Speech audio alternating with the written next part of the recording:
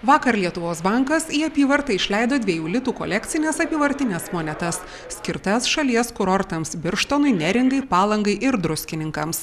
Aš manau, kad tai tikrai didelė šventė, ne tik tais kolekcionuojantiems monetas, kad išeina 4 naujos monetos, bet ir patiems kurortams, nes tai yra ilgaamžis simbolis, kuriuo galima bus tiek išlydint svečius, tiek priimant svečius, tiek išvykstant į svečius, tikrai pateikti kaip druskininkų simbolį, kaip ilgavertį simbolį, ilgaverčiai išliekantį simbolį tiesiog mūsų draugams, partneriams, galbūt ir bendradarbiams, nes manau, kad tai yra tikrai didelę vertę turintis daiktas.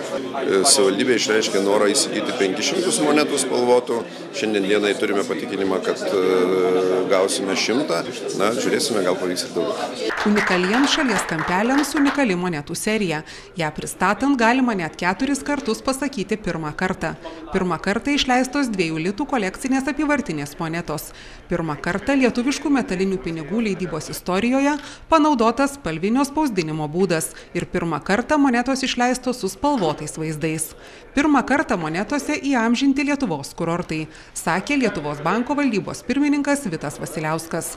Jo žodžiais, naujoje serijoje įamžinant kurortus pabrėžiama jų kaip patrauklių sveikatinimo, turizmo ir turiningo laisvalaikio vietų svarba. Kartu tai prisidedama prie mūsų kurorto didesnio žinomumo, nes Lietuvos banko išleidžiamos proginės monetos pasklinda po visą pasaulį. Be įprastų apyvartinių monetų Lietuvos bankas iki šiol išleisdavo ir kolekcinės apyvartinės 1 lito monetas. Išleistos 7 tokios monetos.